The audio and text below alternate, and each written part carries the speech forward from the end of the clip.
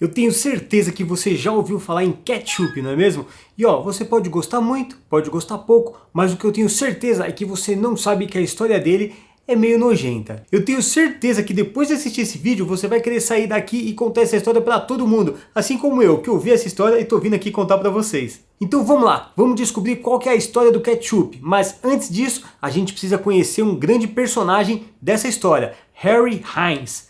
Sou familiar o Heinz, não é mesmo? Harry John Heinz, sim, esse é o nome do inventor do ketchup como conhecemos hoje e a pessoa que mudou toda a forma de produzir alimentos. Ele nasceu em 1844, mas foi graças à descendência alemã que ele aprendeu diversas formas e técnicas de conservar alimentos. Desde os 9 anos de idade, Harry Heinz já praticava as técnicas e montou um pequeno negócio de rábano ralado, o que conhecemos hoje como raiz forte. Vendo a dedicação do seu filho para os negócios, o pai de Harry Heinz deu para ele uma área para ele plantar hortaliças. E o negócio dele cresceu tanto e se desenvolveu tanto em tão pouco tempo que ele quadruplicou essa área presenteada pelo pai. E não tinha como ser diferente, pessoal. Em pouco tempo, a conserva de rábano ralado, receita que ele seguia fielmente da sua mãe, se tornou um enorme sucesso na cidade e todo mundo só queria saber dessa conserva. E o que deixou o nome Heinz muito forte é que era muito comum nessa época os produtores e os fazendeiros eles acrescentarem outros ingredientes às suas conservas e até mesmo ao leite para render, ou seja, eles colocavam água no leite para vender mais, uma quantidade maior,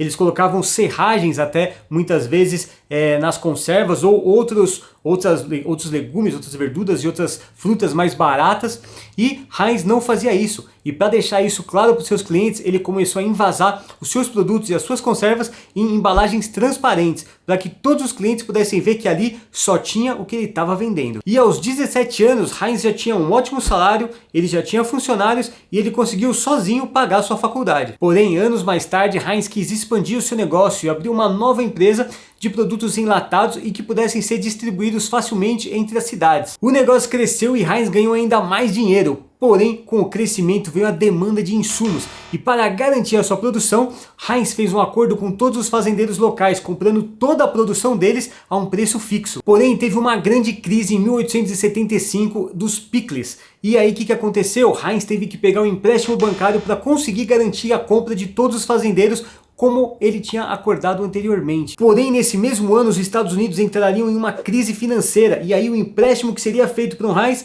não foi feito e os fazendeiros que iriam receber o dinheiro vindo desse empréstimo não receberam e Heinz virou um devedor, ele ficou devendo dinheiro para todo mundo. Sua empresa foi à falência e todos os maquinários, todos os objetos de sua empresa foram leiloados para pagar parte das dívidas com os fazendeiros. Harry Heinz não ficou apenas com o nome sujo, ele virou alvo de chacotas e brincadeiras por toda a cidade. Foram meses extremamente difíceis para ele. Mas as coisas começaram a mudar quando sua mãe, que sempre o apoiou demais, lhe deu todas as economias da família para que ele montasse uma nova empresa, H.J. Heinz Company, que inclusive é o nome que ela é até hoje e não pôde na época ser feita no nome dele, e sim no nome de familiares, já que o nome dele estava completamente sujo. A empresa era toda focada nos seus produtos de maiores sucessos, como os molhos e as conservas, e foi nessa época, buscando novos produtos para sua empresa, que ele descobriu o ketchup. Sim, ketchup, um produto para tirar o gosto ruim dos alimentos da época. Naquela época era muito comum as pessoas comerem coisas impróprias para o consumo, então eles comiam muitas carnes podres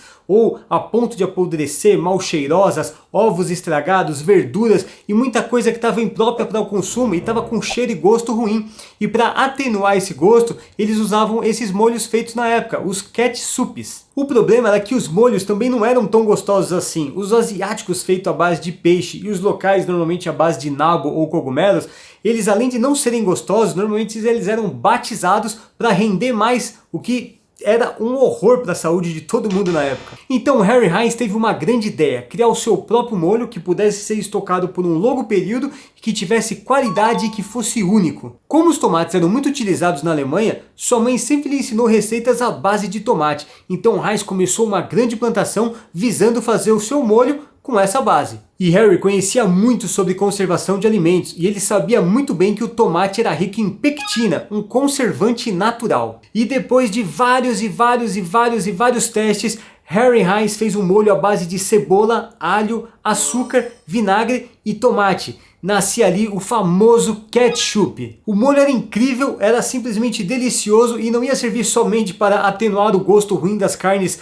podres, mas ele poderia ser colocado em massas, em legumes, no que as pessoas quisessem consumir naquela época. E graças à pectina do tomate, ao açúcar e ao vinagre, o prazo de validade do ketchup era longo, então ele poderia distribuir para as outras cidades e armazenar sem medo que eles estragassem. E utilizando toda a sua experiência do passado, Heinz novamente utilizou o frasco de vidro transparente para envasar os seus ketchups, e aí dessa forma todos poderiam atestar a qualidade e a integridade do produto antes de levar para suas casas. Em pouco tempo, Heinz voltou com todo o seu sucesso anterior, com todo o seu prestígio. Ele pôde passar novamente a empresa para o seu nome logo depois que ele pagou todas as dívidas que ele tinha com todos os fazendeiros da região. E foi nessa época que surgiu o slogan 57 variedades de Heinz. Mas na verdade eles tinham mais de 60 molhos na época, mas como o 5 era o número da sorte do Henry Heinz e o 7 era o número da sorte da sua esposa, ele quis fazer uma homenagem e colocou 57 variedades. E o negócio cresceu tanto que Henry Heinz gastou todo o seu dinheiro, todo o dinheiro que ele tinha conquistado novamente até então, acreditando num negócio mirabolante e que felizmente deu certo. Ele comprou 7 edifícios, montando uma das maiores fábricas alimentícias da época. Ele também foi pioneiro em utilizar energia elétrica em suas fábricas, uma aposta totalmente incerta naquele período, já que naquela época tudo era movido a vapor. E foi graças a esse acerto que ele conseguiu criar um processo chamado fluxo contínuo de produção, onde os produtos iam andando por aquelas esteiras, passando por todas as etapas de produção, agilizando e tornando tudo muito mais rápido e mais prático. Isso revolucionou a produção industrial da época, que logo em seguida foi aperfeiçoada por Henry Ford, que criou a linha de produção, método conhecido como Fordismo. Em pouco tempo, a Heinz se tornou uma das empresas mais lucrativas do mundo, com faturamento anual de 500 milhões de dólares. Imagina só, se esse valor já é grande hoje, imagina naquela época. A Heinz se tornou uma das empresas com o melhor padrão higiênico e sanitário. Poucas empresas eram tão bem vistas no mercado como a Heinz. Em 1919, Henry Heinz faleceu de pneumonia. A sua empresa então foi passada para o seu filho